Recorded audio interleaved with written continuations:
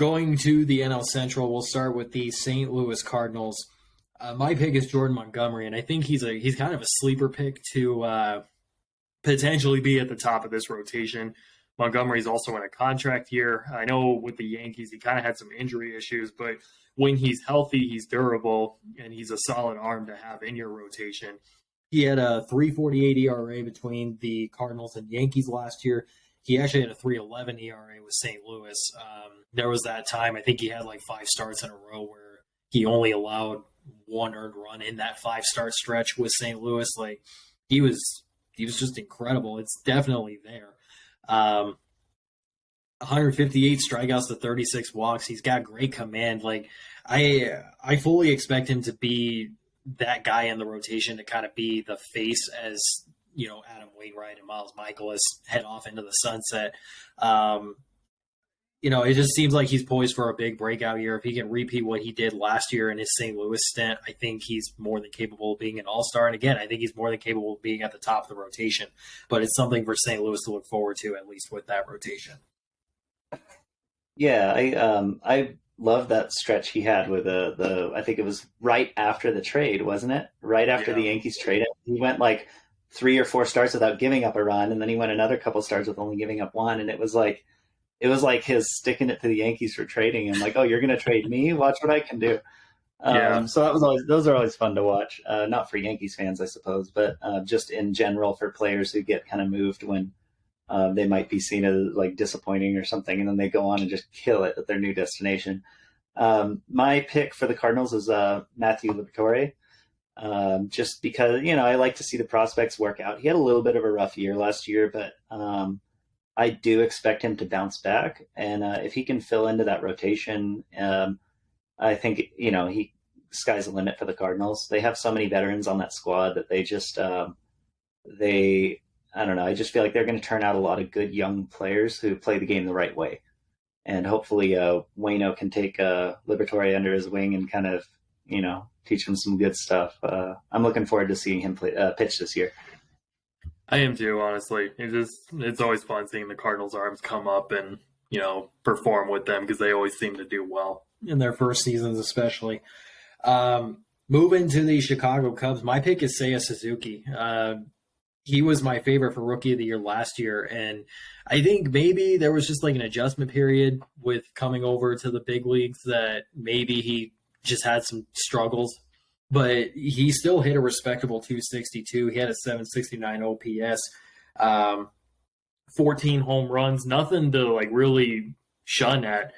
I just expect that this year he's going to really break out onto the scene. I think he's going to do a lot more of what was expected of him last year. And it's going to be huge because if he can perform, the Cubs have a loaded lineup. So him being at the center of the lineup and being able to perform to MVP level, that's something to just look forward to in a second year. I think he just has a better grasp of how it works over here compared to how it was in Japan. So I just expect him to do great things this year. Yeah, he's going to be a guy I'm watching too. I think his second year will probably be a lot better. Not that last year was bad, but I expect a lot out of him this year. My pick for the Cubs is Eric Hosmer, mainly because like, show him you're not a slouch, guy. Teams were just kind of handing him around like, oh, we kind of want you, but not really. Like, I don't know. It just felt so disrespectful for a guy who's had a career like Hosmer. I mean, he can hit. He just doesn't have that ton of power for a first baseman. So I guess teams are kind of like, eh. And I would love to see him have a great year. I'm watching to see how he does there so he can maybe make some people wish they hadn't passed on him. Yeah, no, that's totally fair. I agree with that. I've always liked him. He's always been one of my favorites all around too. Like, yeah. So I hope that he can stick it to the Padres especially. But moving on to the Brewers, I'm going Brian Anderson here, and it's kind of an interesting pick because Anderson the last few years he was with the Marlins and he just was loaded with injuries. He hasn't had a healthy season since 2020. He only hit 222 last year.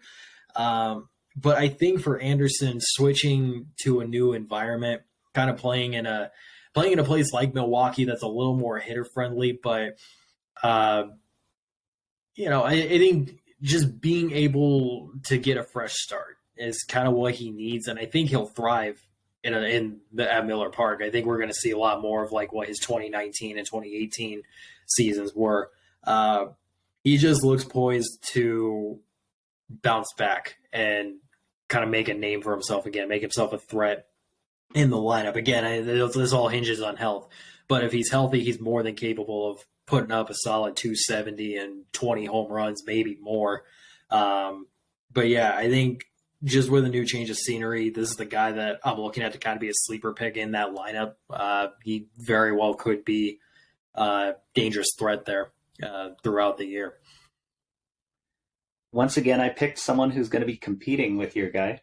Not too much. I mean, I picked Luis Urias, and he can play second base or third. I think he kind of played mostly third last year. I could be mistaken. But anyway, so he'll be probably competing for some platoon time with Anderson there at third. And then second, he'll probably play mostly second, though. But I feel like he's ready for a breakout year. I felt like that last year, but he started out, I think he missed the beginning of the year. He got hurt in spring training. So that kind of got him off to a slow start. He's shown some power. He flashed. He had 23 home runs in 21, and then last year, even with the slow start, he had 16. That's not like a ton, but for a middle infielder who's getting older, he's only 25. So I expect that to go up. And I think as long as he's healthy to start the year and continues to stay healthy, I think he's ready for breakout. He's just like a guy that I'm watching. I'm waiting for him to become a star. I don't know. We'll see. But yeah, he's going to be someone that I'm watching, and the Brewers would really benefit from having big numbers out of him too. Oh yeah, 100%. Going to the Pittsburgh Pirates, my pick is Rainsy Contreras. He actually did pretty well last year. In 18 games started, he pitched 21 games overall. 3.79 ERA in 95 innings, 86 strikeouts to 39 walks. I think for Contreras, it's just more potential to put it all together. It's like in a small sample size, these are good numbers, especially for a team like the Pirates who have been in a rebuild for the last few years. This is a guy that has promise to potentially even lead the rotation. And I think if a guy like Contreras can build off of what he did last year and bring that to the table this year, the Pirates rotation could be sneaky good. Like nothing elite by any means, but they at least have something to look forward to. And Contreras could even be ace material if he can just put it all together. It's just a matter of being consistent and getting over those little bumps in the road. But he's the pitcher I'm watching for. I think he's going to put up a pretty solid season. Might even get all-star nods. Because Pittsburgh probably won't have that many to begin with this year. But this is a guy to look at for maybe a sleeper all-star pick. Yeah, that's a solid pick for all. Like if I had to look at their roster and look for someone who might be an all-star, I'd probably lean that way. Their rotation could be sneaky good. I mean, they have some guys like Vince Velasquez is a guy who hasn't really had a chance to be in a rotation since the Phillies bumped him in like 2021, I guess. I think around halfway through the season, they kind of gave up on him being a rotation piece and made him be bullpen, and then he moved to the White Sox. I think he was mostly bullpen there. I could be mistaken, but he's had some struggles, but fresh start. The Pirates seem to revitalize a lot of guys. So at least pitching wise. So we'll see. But he's actually not my pick. My pick is O'Neal Cruz. I feel like this is the year where he shows us if he can be a star, because I feel like MLB and the Pirates are kind of like pumping him as like this new up and coming star, but he has a lot of strikeouts, low batting average. That exit velocity is like none other, and he has a cannon for an arm. But I want to see all those get put together and see him bring up the average. That OPS, it was 744, and for a guy with that power, I mean, I want to see it higher than that. I want to see it over 800. I want to see it 900. I want to see those massive bombs that he can hit. So this is I'll be watching him to see if this is the year he shows us he can be like a superstar. Yeah, I'll be watching him too. I think he's exciting. The potential's there. Absolutely. Just needs to put it all together now. Concluding the NL Central to the Cincinnati Reds, my pick is Will Myers because he's kind of has a similar feel to how Brandon Drury was for the team last year. Myers was injury plagued last season, but he still hit a respectable 261. He had a 713 OPS. Myers is a great clubhouse guy. He's just an all around class act.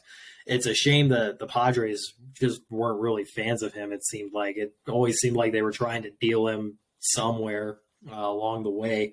But I think in a ballpark like Cincinnati, and being in a place that the Reds aren't going to really compete this year, just don't expect them to. Myers can up his value. I think he's going to. I think he's going to hit some bombs in that ballpark too. Again, it wouldn't surprise me if he just pulled a Brandon Drury 2.0 and made an all-star team and then gets traded at the deadline to a contender. But I think he's an exciting guy to watch. He'll definitely be good for the clubhouse environment as well. Yeah, the thing I've always liked about Myers is he's always seemed like I will play anywhere the team needs me. Like that's kind of the vibe I've gotten from him. I mean, he started out as a catcher. They moved him to the outfield because of Sal. This was with the Royals. I think they moved him to the outfield because of Sal Perez coming up. But they were like, okay, well, if you want to play, why don't we try outfield? And he was like, cool, let's do it. And then he got moved. I think Rays, and then Rays to Padres, and but he's been willing to play where the team needs him. He plays well wherever they put him. I mean. And he hits. He's not hitting like superstar numbers or anything, but he's a very capable contributor to lineups. So yeah, I'll be looking forward to seeing him play and seeing where they trade him at the deadline because it's like inevitable. But no, it'll be fun watching him this year.